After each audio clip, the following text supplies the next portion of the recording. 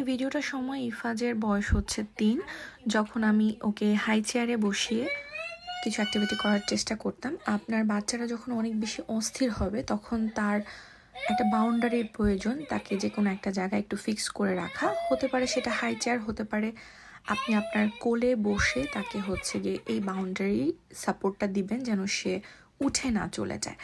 আর দেখতে পাচ্ছেন ওর হাতে একটা রিমোট, এবং ও বাটন জাতীয় জিনিস খুবই পছন্দ করে, এবং যখনই আমি রিমোটটা হাত থেকে নিতে চেয়েছি তখন কিন্তু সে রিয়েক্ট করেছে।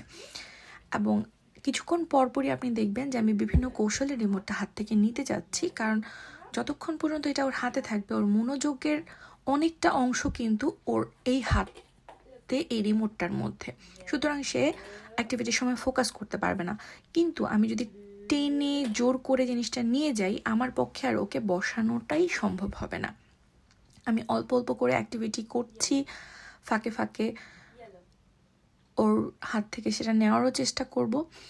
আর আমি কিন্তু এখানে শুধুমাত্র ম্যাচিং করাচ্ছি তা না, ইফাজ কিন্তু ড্রপ করতে পারতো না, ঠিক আছে? হাত থেকে কোনো জিনিস ছেড়ে দেওয়া এই বিষয়টা সে বুঝতো না। তো ওই সময়টাতে আমি এই বিষয়টার উপর কাজ করতেছি, যে পুট ইন আর হাত থেকে একটা জিনিস ছাড়া, স্মুথলি ছাড়া, ড্রপ করা। ও এই জিনিসটা ওর মাথাতেই ঢুকতো না যে কিভাবে ড্রপ করবে। ও হাত দিয়ে জিনিসটা গ্লাসের ভিতরে ঢুকাতে যেত, বা যে কোনো জিনিস মানে একদম হাত দিয়ে সে প্লেসে রাখার চেষ্টা করতো। তো ওই টাইমে এই অ্যাক্টিভিটিগুলোর মাধ্যমে ওকে আমি ড্রপিংটা শিখিয়েছি, ইনস্ট্রাকশনটা, সিম্পল ইনস্ট্রাকশনটা শিখিয়েছি। কালার ম্যাচিং করছে। আজকে ইফাজকে আপনারা যেই অবস্থায় দেখেন ও যতটা ইনস্ট্রাকশন ফলো করে সেটা একদিনে হয়ে যায়নি। অনেক আপুরা অনেক বেশি অস্থির হয়ে যাচ্ছে যে বাচ্চাকে করাতে পারছি না, এটা না ওটা না। কিন্তু আমি জানি যে আপনাদের অস্থিরতার পিছনে কারণ আছে, ফ্রাস্ট্রেশনের পিছনে কারণ আছে, কিন্তু বিশ্বাস করেন আপনাদের একটু ধৈর্য ধরে ট্রাই করতে হবে এবং তারপরই আপনারা ফলগুলো পাবেন। এই বাচ্চাদের লার্নিংটা অনেক স্লোলি হয়।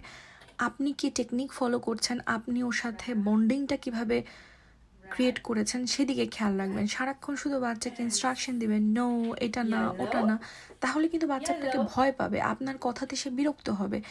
আপনার সাথে ওর খুব মজার কিছু সময় থাকতে হবে, আপনি ওর সাথে প্রচুর প্লে করতে হবে। তখন আস্তে আস্তে আপনার সাথে ওর বন্ডিংটা যখন ইমপ্রুভ হবে, আপনার ইনস্ট্রাকশন সে ফলো করবে। আর সারাদিন শুধুমাত্র থেরাপির কাজটা বোরিং ওয়েতে করতে গেলে আপনার বাচ্চা কিন্তু লার্নিংয়ের দিকে মনোযোগটা হারিয়ে ফেলবে। যেই ইনস্ট্রাকশনটা আপনার বাচ্চা বুঝতে পারছে না, সেই ইনস্ট্রাকশনটা আপনি মুখে দিবেন এবং ওর হাতটা ধরে আপনি সে কাজটা করবেন, যেন ও বুঝতে পারে আপনি যে কথাটা জানতে চেয়েছেন বা করতে বলেছেন এটার মানে হচ্ছে এই। যেমন আপনি একটা জিনিস প্রশ্ন করছেন, যে কোনো একটা জিনিস দিয়ে, এটা মানে ওয়েট করছেন যে সে এটা উত্তর দিবে যে এটা গ্লাস অথবা এটা হচ্ছে ক্যাট।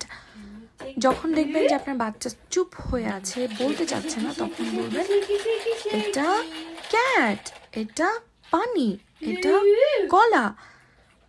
তো তখন সে আস্তে আস্তে শিখবে যে আপনি কি বলতে চাচ্ছেন বা কি জানতে চাচ্ছেন, এবং আস্তে আস্তে আপনি বলে এটা বলে একটু ওয়েট করবেন, দেখবেন 5 বার 10 বার 15 বার এরপর আপনার বাচ্চা বলার চেষ্টা করছে। আপনি যখন বলবেন এটা এবং আঙ্গুল দিয়ে পয়েন্ট করবেন এটা কি, তখন সে বলছে এটা গ্লাস, এটা পানি, এটা কলা। তো এটা খুব স্লো প্রসেস, আপনাকে একটু ধৈর্য ধরে চেষ্টা করে যেতে হবে। অন্য বাচ্চাদের মতো একবার শুনেই যে সে এটা বলতে পারবে এবং শিখে যাবে এমনটা কিন্তু সব সময় সব বাচ্চার ক্ষেত্রে হয় না। কিছু কিছু জিনিস আপনার বাচ্চাকে আপনি শেখাবেন না, তারপরও দেখবেন কি সে পারছে। আর কিছু জিনিস হাজারো বার চেষ্টা করছেন তারপরও সে পারছে না, কারণ ব্রেইনের এক একটা জায়গা মানুষের এক এক ধরনের লার্নিংয়ের জন্য কাজ করে। তো ওর ব্রেইনের কোন পার্টটা কিভাবে কাজ করছে সেটা কিন্তু আমরা বাইরে থেকে বুঝতে পারছি না। এটা তার লার্নিং প্রসেস দেখে বুঝতে হবে যে ও এই দিকটাতে ভালো, এই দিকটাতে তার দুর্বলতা। তো যেই দিকে দুর্বলতা আমাদের সেই দিকে বেশি সাপোর্ট দিতে হবে, সেই জায়গাটা নিয়ে বেশি কাজ করতে হবে। গদবাঁধা সব কিছু আপনার বাচ্চাকে করানোর দরকার নেই।